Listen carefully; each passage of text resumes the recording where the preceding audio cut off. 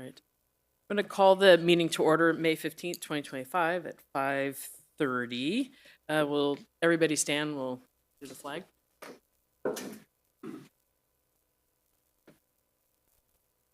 Pledge allegiance to the flag of the United States of America, to the republic for which it stands, one nation, under God, indivisible, liberty and justice for all.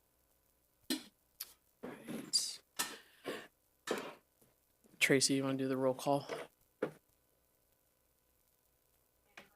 Here. Here. Here.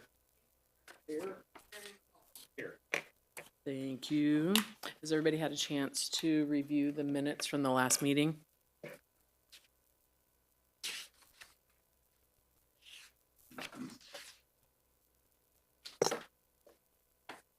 If that's a yes, can I get a motion to, I'm sorry, the agenda, a motion to approve the agenda first? I move that we approve the agenda for tonight's meeting, May 5th, 2025. I'll second that. All those in favor? Aye. Aye. Any opposed? All right. The agenda is approved. Now we'll go on to the approval of the minutes. Can I get a motion to approve the minutes from the March 20th meeting? I make that motion. All right. I'll second that. All those in favor? Aye. Any opposed? All right. And we'll move on to the public comment. During this item, the public may address the commission on items not on this agenda. This public comment period is limited to 15 minutes, so please limit comments to 3 minutes per person. If all comments cannot be heard within the 15-minute time limit, the public comment period will be taken up at the end of the regular meeting. The commission is not permitted to take any action on items addressed under this item. Are there any public comments? Anyone? All right. We will move on to item number 6, reports from the Parks Administrator. Thank you, Chair, and thank you, Commissioners, for showing up this evening and taking time out of your day to serve in your capacity as our commission. First, I wanted to advance the slide. So we'll talk about the budget today, staffing, including new assignments and an operational study that will be commencing soon, as well as our current priorities. Some other highlights from the spring before handing it over to my colleague, Kyle Smith, our principal planner. So the latest with the budget process, per usual, is that we presented to the Board of Supervisors in late April our parks budget. Again, would like to acknowledge Dina for her efforts in coordinating those activities for the department at large, as well as everyone else in the room that was a part of assembling that.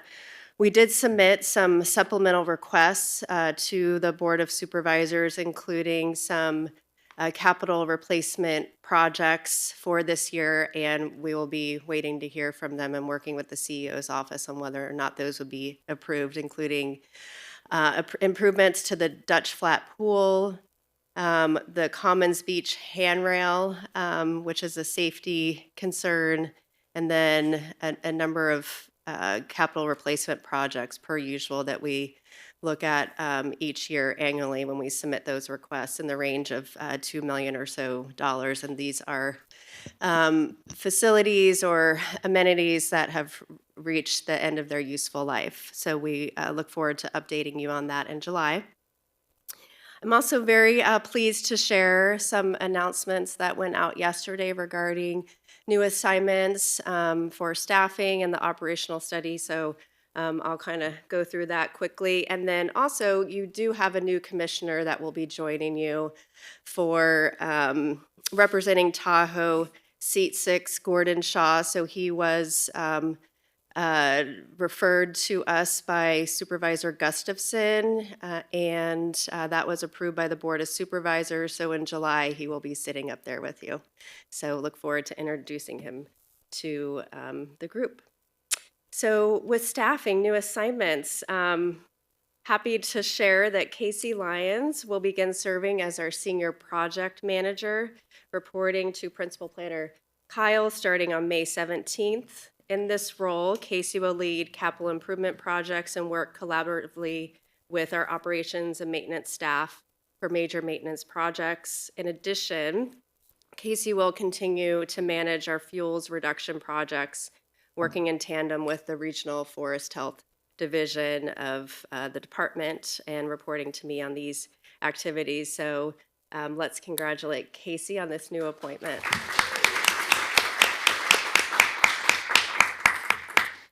Also effective on May 17th, Mark Henry is promoted to Acting Parks Operations Supervisor to temporarily backfill Casey's current position.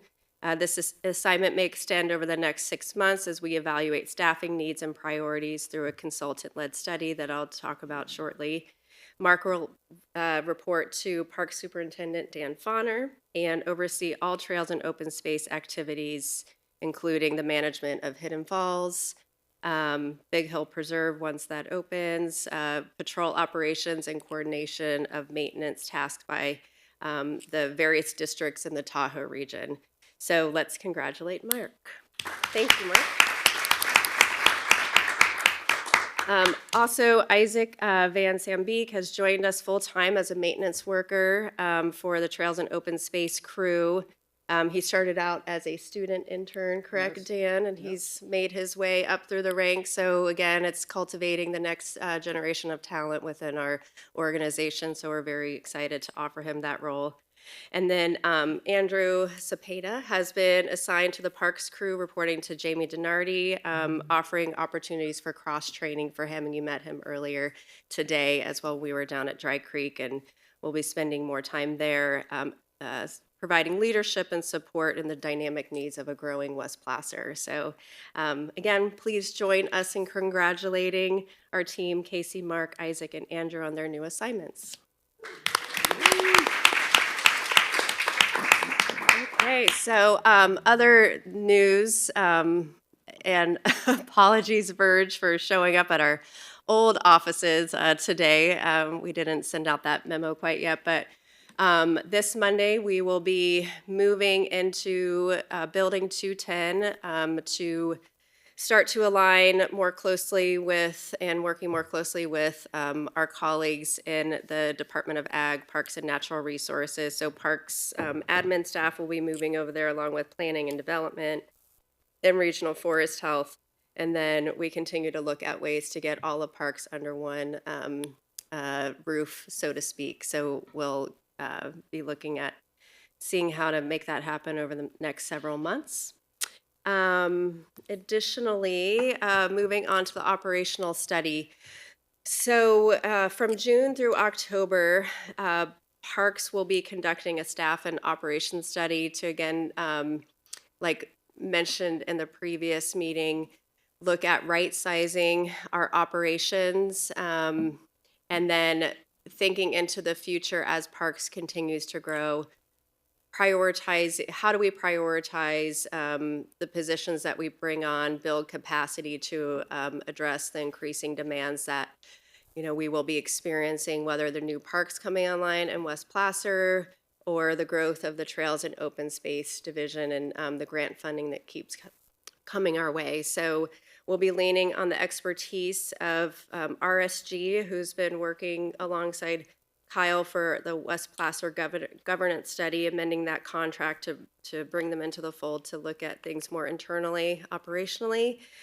Some of the factors that will be considered as part of this study include existing staffing and operational needs, succession planning, professional service contracts that we have with California Land Management, as well as the Tahoe, the various districts in Tahoe. Again, preparing for more park inventory coming online, and then how do we look at increasing in-house services, and again, just the waterfall of moves that need to be considered.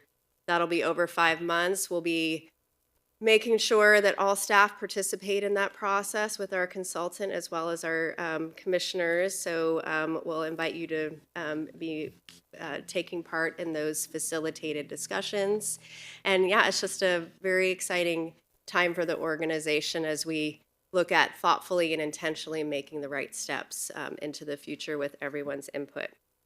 So we've touched on staffing, office move. The next two pieces are really just how are we preparing for the summer months ahead. So there's been a lot of activity within our organization focused on visitor management. As part of that effort, Sean Johnson, who's here from planning, has been leading the efforts with updating signage, most specifically in the Tahoe area and some of the beach properties, and will then begin focusing on West Placer with Dry Creek and, again, phasing in other parks. And then with the website and communications piece, Tracy's been taking the lead with serving as our content editor for the website as Placer County as a whole looks to refresh, redevelop the county website, and that's a very very cumbersome process. And again, want to thank Tracy for stepping up in her leadership with that. So next, just wanted to again show some spring highlights and all the many activities happening. So on the top left, you'll see our director, Josh Hunsinger, who was just out last week meeting with various representatives and elected officials and agency heads in DC. That's a picture of him meeting before he walked through the door to meet with Congressman Kiley. So we didn't get the photo of him with Kiley, but he's been advocating on behalf of regional forest health projects, our fuel load reduction activities, as well as the Dry Creek Greenway Trail, which is a earmark request that we submitted. I think that was 2.8 million or so that we're requesting to focus on completing some trail linkage, trail segments within that regional trail. And moving on, down below is a photo sent to us from Casey. Excited to share that the grazing operations are underway with goats out on the land. I think that's Trailer Ranch, correct, that you submitted that?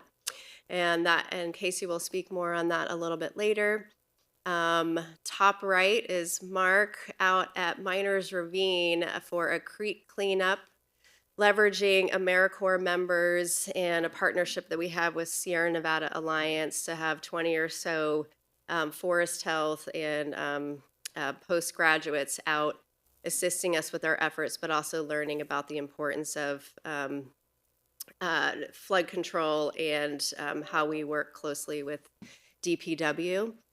And you were earlier on a tour with us to Dry Creek. In the middle bottom is photos of our staff working on the cornhole project that we had a fun time earlier out there, and Dan will probably talk more about the tour piece. And then bottom right is a day out on Big Hill Preserve with Lisa, Kyle, and Mark, just getting our eyes on the land, the work that our Trails and Open Space team has been doing in preparation for a whole new, for the connection to Hidden Falls, and working with the Land Trust on various components of that project, from signage to trail alignment and more that you'll probably be hearing about in July. So with that, lots of good things to report on parks, and I'd be happy to answer any questions that you might have. Yeah, is there any new news regarding the Bear River fishing access and the MOU with the county, between the county and the Cal Division of Yes, so Fish and Wildlife? as shared last meeting, the agreement is still being reviewed by both councils. We've held two meetings, most recently with a neighbor and a member of the Central MAC. We will be present for that meeting next week to address the community if you'd like to attend as well. And yeah, we look forward to continuing the services that we provide. It's just going through the proper channels at this time. Thank you. And do you want to mention anything about the Green Valley Trail? We will a little bit later. Okay, thank you.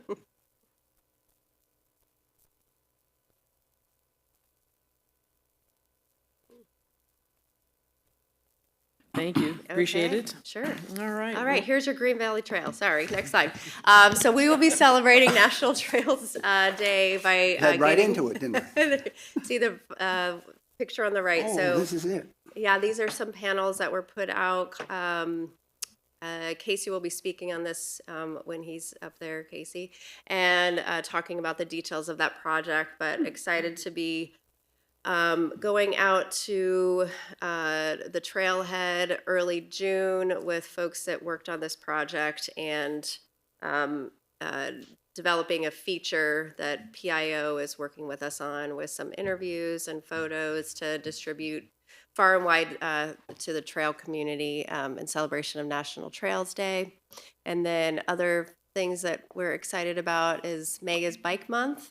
So we've been promoting our new trail pages that are up on the website, and you see the URL on the bottom left.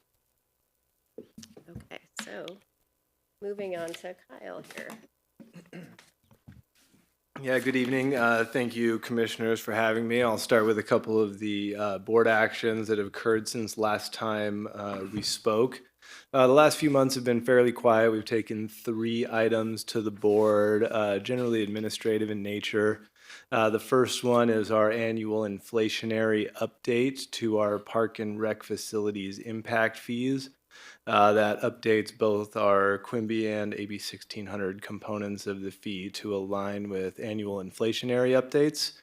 And our total fee program will see increases of a little over 2.5% split across both of those fee programs. The other 2 here are similarly administrative in nature. The middle item there is the annexation of a newly proposed development that's underway into the Dry Creek Community Service Area. So this will this action will be taken to the board for its final public hearing next week, excuse me, a couple of weeks from now on May 27th. And this will levy the assessment on those newly created parcels to pay their fair share of park and rec facility maintenance obligations in that Dry Creek service area. And then the final action here is our Granite Bay Parks, Trails, and Open Space Maintenance and Recreation Improvement District assessment. This is similar to our first item where we take annual inflationary updates to the board for approval. And so this is very similar where we will be increasing the maintenance assessment in the Granite Bay Landscape and Lighting District service area by 3% next year. So their annual assessment will increase from about $100 to about $103 next year.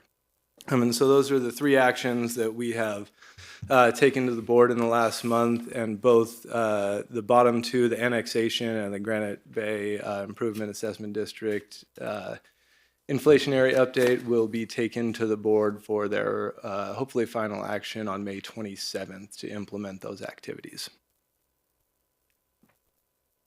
Next, I'm going to lean more towards the park dedication fee study that you have heard about in our last couple of meetings and the fund update.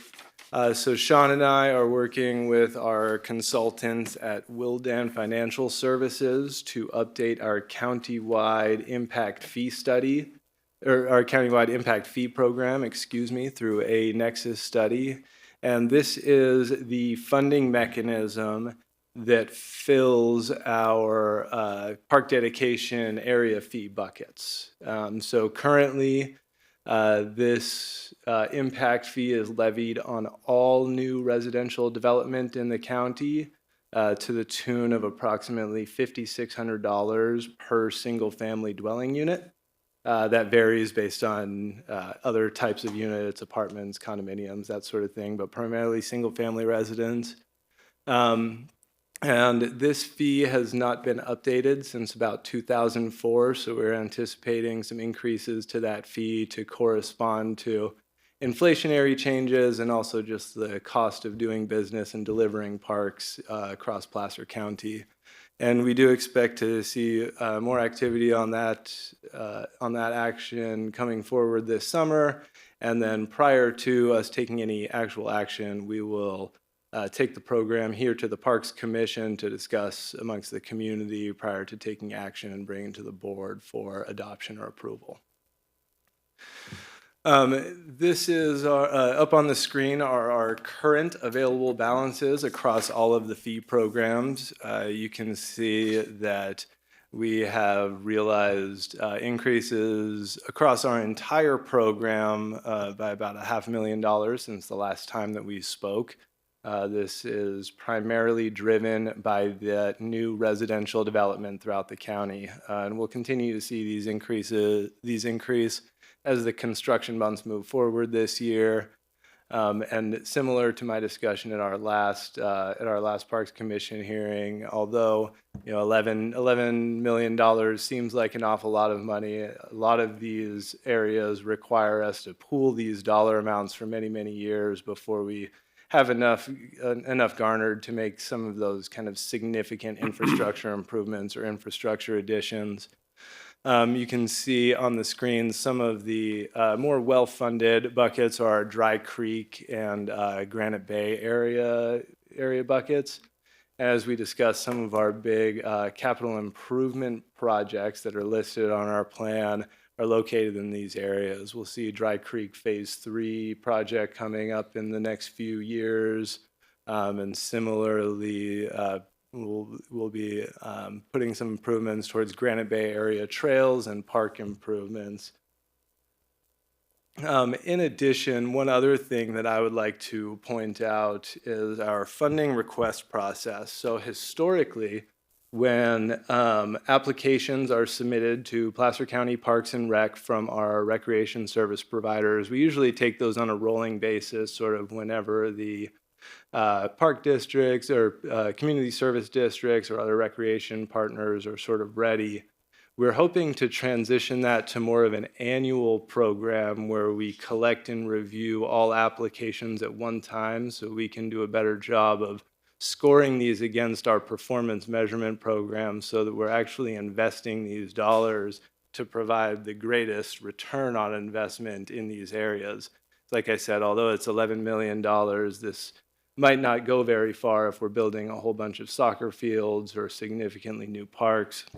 And so this is something that we are having some internal discussions about to streamline our process and hopefully garner more applications and more partnerships from other entities that we may not have done business with recently. So expanding to all the other school districts, all the other recreation providers in our county, not just necessarily the ones that we see all the time. So we're hoping that this will be able to broaden our horizons and expand our infrastructure expansion ability. And also more to come on that later. This was sort of just a primer where, as I discussed, we're fleshing it out and still identifying. With that being said, we do have one pending application in from the Auburn Recreation District, which will likely beat this new process ahead. So you may be seeing a presentation from staff and ARD at one of the upcoming hearings relating to that application request. Moving on to Casey.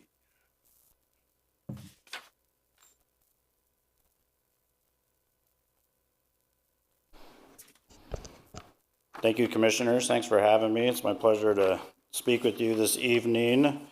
As you heard earlier from Erica's report, I'm starting Monday in my project management role, which you may recall Ted, our friend Ted, was filling before. So he is retired. We're all envious of that. So good to see you, Ted. Yeah, I just want to jump in here and talk about some projects, and I look forward to speaking in front of your commission in the future with lots of capital projects and operational projects for approvals and things like that. And today's informational, a couple of these, like the Applegate Park Playground, Ted actually spearheaded this, and I'm picking it up somewhat in the middle. We, Miracle Play Systems, have a ETA at the end of June, early July of installing a new playground system at Applegate Park. So hopefully we may do a tour one of these days and you guys will be able to see that when that's completed. Really nice park up there. Nearby Meta Vista Equestrian area, we are presenting to the board on June 10th the moving money from our major maintenance budget to put a shade structure near the equestrian arena. That's been requested by the Meta Vista Trails Association for quite a while now. So we're looking forward to putting that in place. Another one Ted was working on that we're picking up, Kyle and I have been working on the Loomis Park North parking lot and drainage system. We're meeting with roads down there. We're talking with engineers and trying to figure out the best way to move forward with the repairs there and fixing the parking lot, making it safe. I don't know if you guys have had the opportunity to see that, but it's a bit dangerous for cars. There's actually been a couple that have driven into it. So it's a public safety issue. So that's, I think you had an opportunity today actually to look at that. So you see the need for projects like that. So we're moving on that. Feist Park batting cage. We have a situation there where there was some neighbors in a legal agreement. So we are fixing that, putting a secured fencing around the batting cage and trying to get that in place for baseball season, which is upon us now. So hopefully we're able to at least hit the end of baseball season within the next couple months and get that in place. Sheridan Park concept implementation plan, that is a little bit more Kyle's wheelhouse. He was down there last night, met with the MAC, and we've been talking with utilities and building maintenance, trying to get a plan together on what the community wants, what our budget will support, and what we're able to implement there. So there's still discussions going on. There's a plan that's been put in place that we're working with Yamasaki, a landscape architect firm that we work with. So that's something we're hoping to share with you guys, hopefully in the future, a little bit more completion on that project. And then also to finalize it, I'm still working on the fuel load reduction. We've been working with our Forest Health folks and Mark's crew. So a lot of in-house work has been going on with the Hidden Falls expansion. But we're also, as Erica showed earlier, the grazing has started this season. We have 17 different properties throughout Placer County that we graze.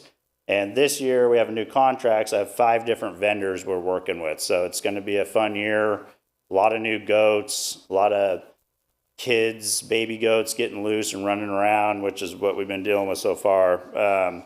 But yeah, it's always exciting. We're working with our PIO's office as well to do a video for the public outreach with the grazing, and that's always fun as well. So sharing a lot of the fun, exciting stuff that Parks gets to be involved in, and I appreciate it. Before you sit down, Casey, do you mind giving a brief update on the Green Valley Trail? Oh, that's right. Yeah. So you guys saw a picture earlier. Jim's been involved in this pretty heavily, which has been great. Historical mastermind, knows all the details. So Ron Gould's been up there. A lot of community involvement. We worked with planning, Placer Legacy, to put the signs together. That came together really nicely. I think it probably was almost a year and a half in the making, but finally got those signs in, installed them probably 2 weeks ago, did some nice site improvements, and I believe first part of June, we're going to be meeting up there and be able to do kind of a small ribbon cutting type of a situation with the PIO presence and stuff. So it's going to be a fun little event that we'll be able to showcase some of the nice work we've been able to accomplish. Any questions on any of that, or? Do you have a date on that ribbon cutting? We do, I believe, and we can definitely share that with you guys. Jim, didn't we just get that today, Erica? Let me check. I think it's June 5th or 6th. Yeah. 1 second. It's Trails Week, yeah. Okay, so it will be on June 4th, and we're asking for folks to arrive between 11 and 11:30. So we'll send out that invitation following this meeting. Thank you. Yeah, and if you guys are familiar with the site, the parking's somewhat limited there. It's on Moody Ridge, it's small parking lot, trailhead parking. So if there is, more than can fit there, we might have to have somebody down below helping with some direction or something. But let us know if you guys want to attend, and we can work out those arrangements. But yeah, it should be a really nice site. Placer Legacy actually has the trail. We are Parks is just in charge of the trailhead at this time. But it's a cute little site, and we do a lot to keep it nice for the public to use. So, anything else on any of those projects you're interested in, or? Yeah. There is a good large parking lot kind of right off Casaloma Road, the pavement. Yes. As you go up Moody Ridge, so you could park people there and then just shuttle them up or Exactly. something. Yeah, that's exactly what I was thinking too. That should work just fine. It's just right down the hill, so. All right. Anything else? All Any right. other Thanks. questions? Thank you. Thanks for having me. Thanks.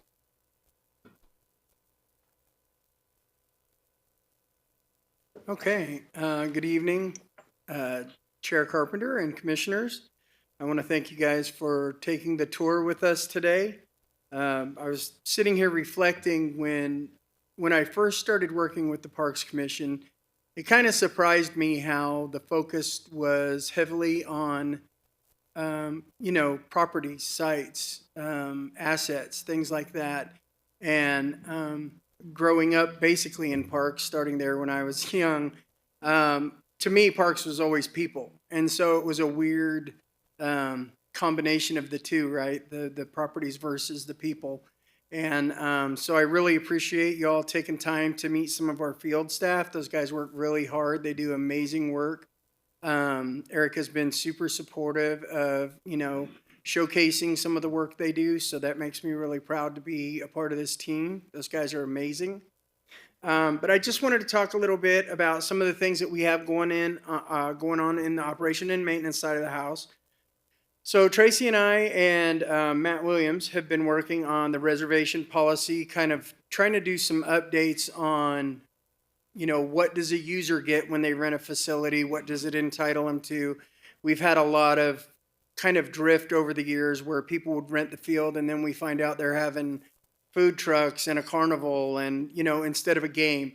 So we really want to kind of refine those policies to be not only to be clear to the users, what are they getting when they rent a facility, but also protecting the assets. Ultimately, we're looking to be sustainable and make sure that we don't have people pulling food trucks out there that we're not aware of and things like that. It can get messy. So we've been working on that. We've been chipping away at it. We're getting closer, and we will hopefully be bringing a draft to your commission to review soon. We'll be sending that out. Another one that this kind of project has been close to my heart for a long time, site manuals. Again, as somebody who's been part of the Parks Department since 1991, there's a lot of, information that gets lost every time one of our long-term employees retires. And looking at, what can we do to preserve that institutional knowledge is, and it kind of goes with Erica's concept of, succession planning, right? Is we want to make sure that the people coming up in the department have the tools they need to succeed. Another big one that I've been working on with Erica and Kyle's team, and Lisa and Sean has been a part of that work, is the construction standards. It's a big project. We do have quite a bit in place that will help make that easier, but it's also important as we move forward with new parks and all these new facilities coming online that we're setting the standards for what our expectations are, so that we don't end up in a situation where we're accepting a facility that's subpar, we need to dump a bunch of money into, that sort of thing. So that's another huge project that we're working on right now. Operationally, we just opened up some of our parks that are typically closed for the winter. Cisco Grove, I was up there last week. It looks gorgeous. The guys did a bunch of fuels work and thinning, tree work. Mark and Casey's previous crew. Now it's Mark's crew, but those guys were up there, did a bunch of great work. We're getting ready to, Olympic Valley's open. We want to do some impact attenuation study of the field before we get too carried away making reservations there, just to make sure it's safe for public use. Dutch Flat, we're getting ready to open the pool. So, in fact, the staff's going up there to do orientation. Mark's going to give orientation on the pool in, I think, 2 weeks. So some of the newer staff can get to see the pool and the operations and how that works. So we're getting ready to fire up the pool. Major maintenance and the capital replacement program. There's a lot of stuff in Tahoe. You know, Erica kind of talked a little bit about the operational study that's working. Some of that, you know, we're hoping will address how do we deliver services in Tahoe? How do we be more efficient about the way we deliver services in Tahoe? And because we've never had a real presence. Typically, if we have to send people to Tahoe to do work, it's, you know, it's a bit of a drive. And you lose time on seat time and everything. So it's another one of those areas where we're looking for efficiencies. Olympic Valley Park and Trails. So kind of mentioned a little bit about Olympic Valley. We're looking at, you know, the field replacement. That's part of that impact fee study that Kyle's working hard on, is hopefully will give us a solution for long-term idea of where we're going to fund the replacement of that field. And then also to do some other work up there. You know, we have the trail that goes from the park all the way over to the old Olympic Valley Resort. And then we're also partnered with Tahoe City PUD for trails and maintenance. And we're just looking at, initially we're just looking at, is this operationally feasible? You know, keeping the park open during the winter. You know, originally during COVID, we kept the park open in the winter because it gave people a place to go, you know, play in the snow on the field. And, you know, we have to continue to look at operationally, is that a good way to spend our money? So, Dry Creek Field conversion, I think we talked a little bit about that while we were down there today.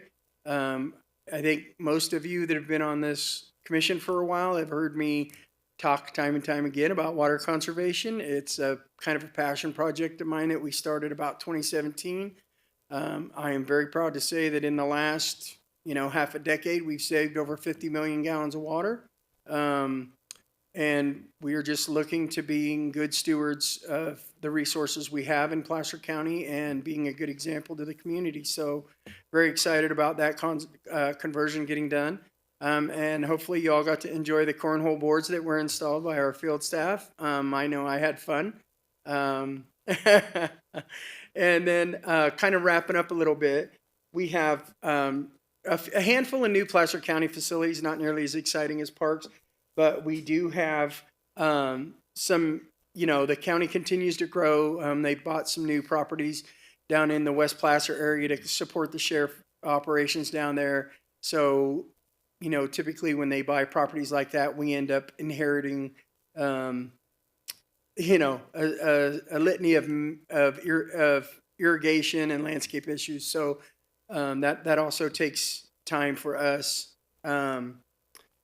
And then, you know, part of the water conservation is that, you know, refining the irrigation system, making sure it's efficient. I know in the van today, Virgin, I was talking shop a little bit, and it's very important that if you're going and do all this work to put in turf, that you're doing it with sustainability in mind. So making sure your irrigation system's efficient is highly important.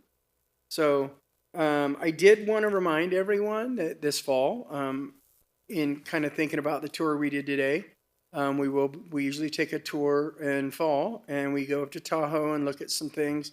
Casey mentioned a few projects that might, on our way up the hill, be able to stop at and take a look at, but just something to keep in mind. And then if there's something specific that's near and dear to one of you and you want to make a recommendation for our fall tour, by all means, you know, let us know. Other than that, I just want to thank you all for your time today, and I appreciate you coming out and supporting the staff. Thank you. Anybody have any questions for Dan? Anyone? All right. Thanks, Dan. It was a good day. I don't like losing, but other than that, it was fine. Well, that's all that we have there. Do we have any commissioner comments? Floor is yours. We were out and saw a beautiful project that the park staff did, and they did that in-house, and they saved the taxpayers buku bucks. I think that's an official term. But one of the things I heard in the background is they were talking among themselves of how they could make it better next time. And I really appreciate that attitude of going back, looking at your work and saying, hey, what can we do, or how can we do it different to make it better? Good sign of leadership. Thank you. Anybody else? Richard? All right. All right, so our next Parks Commission meeting will be July 17th, 2025.